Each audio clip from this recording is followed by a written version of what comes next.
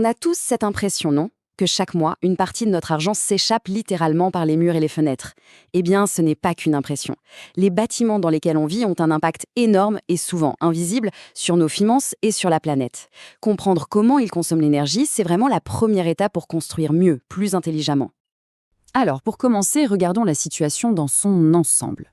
Le secteur du bâtiment, à lui tout seul, c'est 28% de toute l'énergie consommée dans le monde. 28%. C'est une part colossale. Ça montre bien à quel point l'efficacité de nos constructions est un enjeu absolument crucial. Bon, pour vraiment améliorer l'efficacité d'un bâtiment, il faut d'abord qu'on parle le même langage. Et ça commence par deux mots qu'on confond tout le temps, la puissance et l'énergie. C'est la base de tout, et vous allez voir, c'est plus simple que ça en a l'air. Alors, la puissance, mesurée en kilowatts, c'est quoi au juste? Pensez-y comme un sprint. C'est le débit d'énergie à un moment précis. C'est la demande maximale quand on allume le four, le chauffage et le lave-linge en même temps. C'est un pic, une demande instantanée. Et l'énergie alors? Elle est mesurée en kilowattheures. Si la puissance était le sprint, l'énergie, c'est le marathon. C'est la quantité totale consommée sur la durée. C'est l'accumulation de toute l'énergie utilisée heure après heure. Et c'est bien ça qui se retrouve sur la facture à la fin du mois. Pour que ce soit encore plus clair, prenons une analogie qui marche très bien. La voiture. La puissance, c'est la vitesse affichée sur le compteur à un instant T, disons 120 km/h.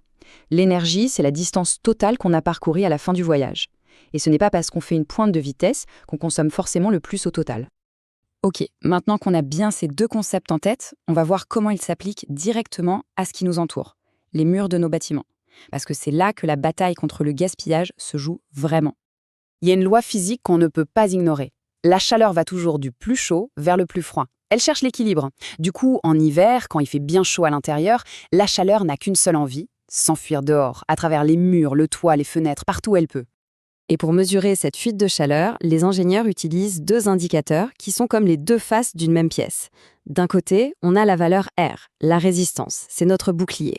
Plus la valeur R est élevée, plus le matériau est un bon isolant. De l'autre côté, on a la valeur U, la transmission. Ça, c'est la fuite. Et bien sûr, on veut que cette fuite soit la plus petite possible. Le point crucial à comprendre, c'est que ces deux valeurs sont directement liées. Comme le dit la norme ISO, la valeur U est tout simplement l'inverse de la valeur R. Ça veut dire que si on a un super bouclier, donc une résistance R très haute, on aura mécaniquement une toute petite fuite, une valeur U très basse. C'est automatique. Et alors, comment on fait pour un mur entier avec ces différentes couches? C'est assez simple en fait, on regarde le mur comme un millefeuille, le béton, l'isolant, le plâtre. Chaque couche a sa propre résistance. Eh bien, il suffit d'additionner les résistances de chaque couche pour obtenir la résistance totale du mur.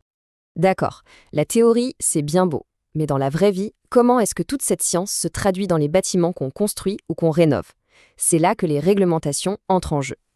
Tout l'objectif de ces réglementations, c'est de nous faire passer de bâtiments qui sont de véritables passoires thermiques, qui gaspillent une énergie folle, à des constructions intelligentes, conçues dès le départ pour être performantes, pour garder la chaleur en hiver et la fraîcheur en été.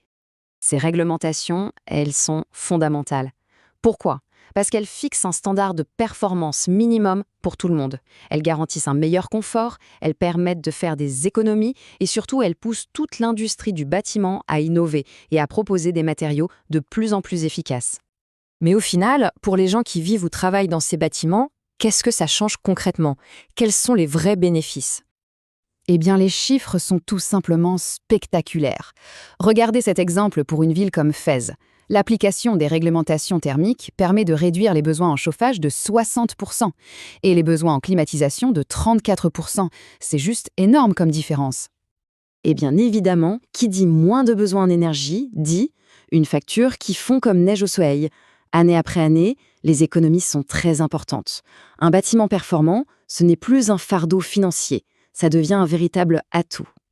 On pourrait se dire, oui, mais une meilleure isolation, ça coûte plus cher au départ. C'est vrai, il y a un surcoût. Mais ce qu'il faut regarder, c'est ce chiffre. En moyenne, pour une maison, cet investissement est rentabilisé en moins de 4 ans, juste grâce aux économies d'énergie réalisées. Le calcul est vite fait. Tout ça nous amène à une dernière réflexion. Une question de bon sens finalement. Comprendre comment la chaleur se comporte, ça nous donne le pouvoir d'exiger des lieux de vie plus confortables, plus économiques, plus durables. Alors la question qu'on voit tous se poser est la suivante. Est-ce que nos bâtiments travaillent pour nous ou est-ce qu'on passe notre temps à travailler pour compenser leurs défauts ?